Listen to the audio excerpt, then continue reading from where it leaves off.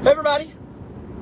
So we're on our way out here actually to look at a potential flip property, and got some windshield time headed out to Harriman.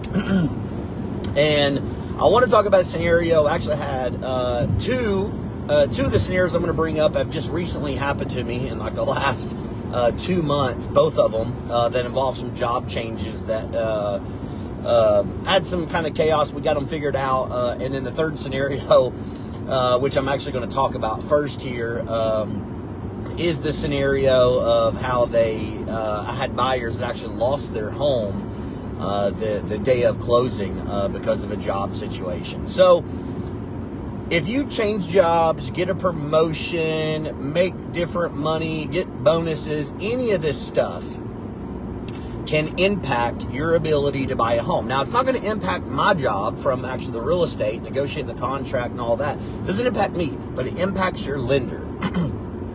So, in a nutshell, when I'm going to make it really easy, right, it's more complicated than this, but certain loans out there only qualify to certain types of buyers, such as one of the examples I'm going to talk about is a USDA loan, which is a rural development loan, very popular. A lot of the areas in the surrounding Knox counties are considered rural development and qualify for this 100% financing loan, which is a great loan, so no down payment. And then, if you're able to negotiate the sale to pay your closing cost, essentially, I have done these where we go to the closing, and because of the buyer put down earnest money, which would be a requirement, they are literally getting money back at closing. They're literally getting their earnest money back at closing. So the 100% financing, we're able to have the seller pay their entire closing costs. So they literally got money back. They basically bought the house for nothing.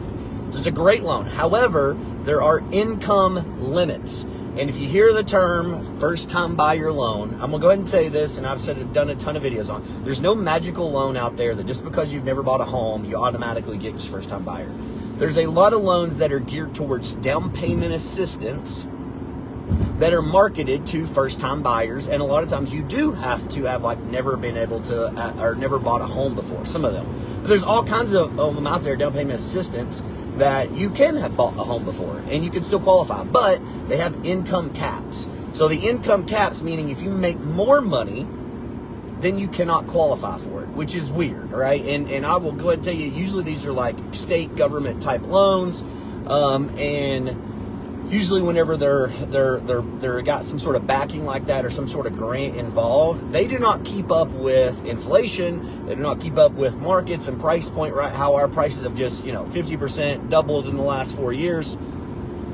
And so these loans have stayed very low, and even USDA has raised a little bit. And don't quote me, a lender will be able to tell you, but I think USDA is like $90,000. So if you as a household income, if you're married, and the husband makes $51,000 and the wife makes $40,000, that's $91,000. You would actually not qualify for USDA loan. Now, there are some loopholes that good lenders know how to explore, such as if you got kids and deductibles and all this stuff, right, where they can work with you. But so, first scenario I want to talk about is make sure you maintain your job throughout the entire contract. This was actually kind of early in COVID. I had this scenario happen to me. Had some Florida buyers, right? They were actually moving up here. Good buyers are under contract. Everything's fine. The husband worked at Lowe's in like a management position, and so he was getting transferred from a Lowe's there to a Lowe's up here. Well, literally the basically day before closing, he walks in, and you got to think the lender has to have these transfer paperwork. They have to have all this in writing from the employer. The employers agree, and it's not just a handshake, right? They have to verify these things, especially the underwriter. And so the day before closing, unbeknownst to me, the lender, or anybody, this guy walks into his local Lowe's, so I'm guessing his manager, he didn't like whatever, and was basically like, screw you guys, I quit. So that's the Lowe's he was technically working for. He wasn't transferred up here, but it was in paperwork for him to be transferred. Well, the lender at this point, and what they still do this today, day before closing, the day of closing, they called and said, hey, we just want to verify employment, making sure nothing crazy happens. Guess what? He's no longer employed. Lowe's could not verify his employment because he walked in and quit. He didn't walk in and, all he had to do is just keep his mouth shut for one more day. He could literally close and quit the next day. Because lenders don't care after that. They still let you close, right? But you can't have it that you're going to quit. They just can't know it. But anyways, he went in and quit. I get a call from the lender. He said, "You're not going to believe this."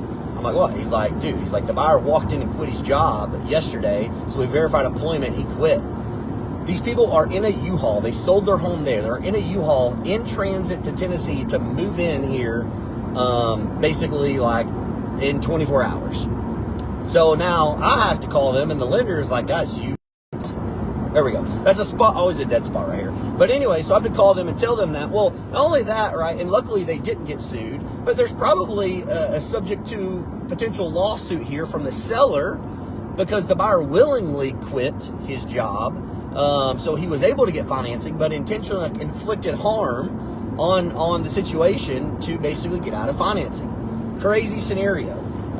So that was like one of my first interactions with like how the job stuff happens. Now, these next two, one we had a listing out in Sunbright. Buyer's going USDA loan, which is what I mentioned this, right? Have a job, everything's good. We're like a week before closing, and all of a sudden, and I'll go ahead and tell you, I'm not a fan of the lender who was on it. If I'm not a fan of the lender, I will grill them, and I will be the bad guy because there's a lot of crappy lenders. There's a lot of great lenders, but I even let them know once I got wind of something weird going on. I was like, "Hey guys, I don't even like you guys anyways, because all my experiences have been like this. Has been some sort of crazy scenario, and you guys not doing your job." Now, this actually was really probably not a credit to them not doing their job. I don't think they really something they did impacted this, like in other things. But so the buyer had a job and everything was fine. Well, during the middle of the contract, got a promotion of the job, which means now he makes more money. Great for him. Who would turn down a promotion? Nobody, for the most part, right? Everybody wants to make more money, get a different title, a higher title. Well, that promotion, when we're about a week away, well, they say, "Hey, we need to receive your bank statements," right? In the little contract, it's things you got to prepare for if you're not bought a home. Receive your bank statements. All of a sudden, now they see like a larger deposit. They're like, "Hey, what is this? This larger deposit? Did you make a bonus? What is this?" I got a promotion. Well, unfortunately, that promotion put them over the income limit for the loan. And they tried everything they could, and they did a good job of communicating this. I will say again, I was impressed by the communication afterwards, but again, sucky in previous dealings. So try to get it worked out for like a week of like saving it and moving stuff around to try to like get underneath that income limit. Could not do it, which means we already had the appraiser done. My sellers were buying another home, basically waiting on this home to sell. So that it messed that scenario up, right? So now I have to. This is stuff you don't see on YouTube and Facebook, where it's like, "Oh yeah, almost lost the contract," or like these bad phone calls you got to make as an agent when you're delivering bad news. And you have to deliver bad news sometimes just as often as you deliver good news, because there's like 15 hands in the pot to get a real estate deal to close, and there's a lot of crappy people that's got their hand in that pot. And people screw up. It happens. That's part of it. It's kind of like, weirdly enough, I kind of enjoy it because it's a lot of problem solving. So anyways, get over the income limit. We have to rechange the entire loan. Well, they don't have money for a down payment. They were going USDA that didn't require a down payment. So now they have to go out, find this. They end up finding it, and give credit to them. They did a good job. Moved them to a down payment assistance loan, got it all figured out. Now, it delayed it like 2 weeks. Appraiser had to reorder the appraiser to come back out. We had to get the appraisal, had to go through underwriting, all this stuff. All this stuff had to happen. So it delayed it like 2 weeks. And again, imagine, buyer, you were getting kicked out of your rental property, right? You're in a hotel scenario. Sellers, you're contingent on closing on another property. Well, maybe that seller doesn't want to extend, or there's money involved. And we negotiated money involved, right? But yeah, again, just a crazy thing. It's not a fault to the buyer. It's not a fault to the lender or their agent or me or my sellers. Just a crazy scenario. So another scenario I want to talk about, and I got some notes. I should actually pay attention to the notes.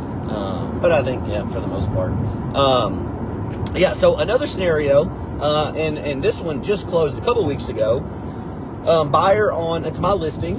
Buyer's going VA, so they are a VA military buyer. And I'm not even going to pretend to understand the exact scenario of how military work orders and all this stuff goes. I'm going to explain it to the best that I know how, right? So buyer is like on military orders and I guess get a job and make a certain amount of money, and then all of a sudden like go off of maybe active military orders, therefore gets moved to a different job at a different location making different money. And so when that happened, we got one job making one money, a whole totally different like company scenario.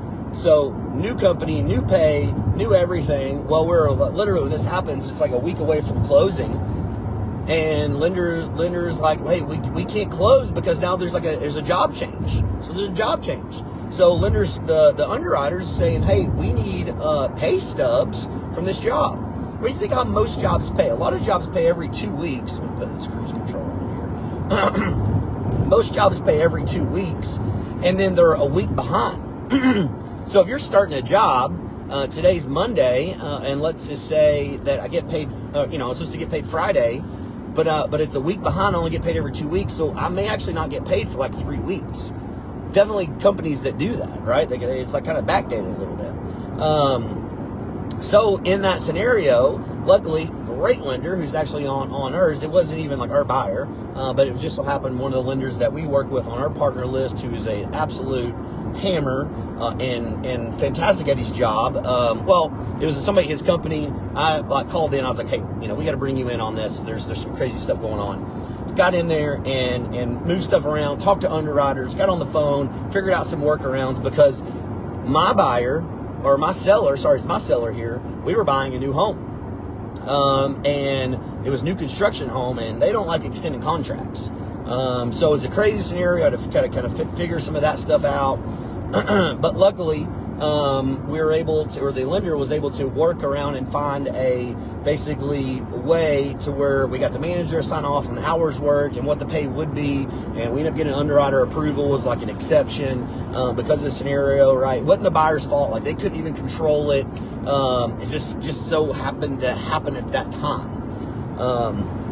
But what I ultimately want to talk about here is, man, if you are thinking about buying a home, especially if you're under contract or you're already pre-approved, if there is a chance at taking another job, different company, different industry, different way to pay, you better talk to your lender before doing so. If there is a chance you may get promotion, there is a chance you may get a large bonus, a year-end bonus, right, for your performance, or anything like that, you need to talk to your lender on how that looks when it hits your bank account, or what happens if you go from W-2 to 1099, because they don't like that at all. You probably are not buying a house if you do that. They don't like those big bonus checks and stuff because, again, it can push you over income limits for certain types of loans, especially if you're looking for something that's got down payment assistance. And there's nothing they can do, all right? I mean, you could literally, if the scenario, if we couldn't have found a loan for that person, well, they would have lost financing. Because they got a job promotion, but they didn't have money for a down payment. They didn't have family to give them money for a down payment. So there was no gift funds involved. And if they didn't find that other loan that they fit in, they would have lost financing. And my sellers, right, would have probably been pissed at me. But again, not necessarily my fault. Who would have known, right? Who would have known this? Nobody. But they would have every right to be mad and upset, right? That's awful to hear that news. But it's just, I just want to bring light to the craziness and the weird things that can happen in real estate. Weird and negative consequences for positive events. Weird and negative consequences for positive events such as, promotions and job changes and all that. But if you have industry changes, right? You go from W-2 to 1099, that's like the worst one. Or you go from 1099 to W-2 again, and there's overtime, right? They hate seeing overtime. All of a sudden you're offered, 20 hours of overtime, and you get paid. Like, you talk to your lender before agreeing and accepting and doing all this, and tell your employer, like, hey, I know we've agreed to this promotion. I'm closing my house in 2 weeks. How about we don't actually do it on paper until after I close, and then you're fine. But just kind of want to bring up, make sure there's no notes here. Yeah, that pretty much covers it all. I'm surprised I didn't really have to look at the notes, but a lot of this was so fresh in my memory because it just happened. And again, I've been on the buying side of the crazy scenario. I've been on the selling side of the crazy scenario.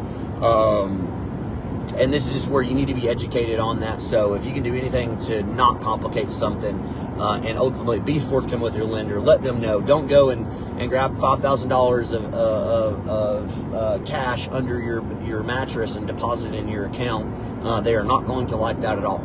Those are just crazy things. So always talk with your lender before you do anything that's abnormal to what your typical bank statements are in a job change. As always, you got questions, holler anytime. Y'all have a great day.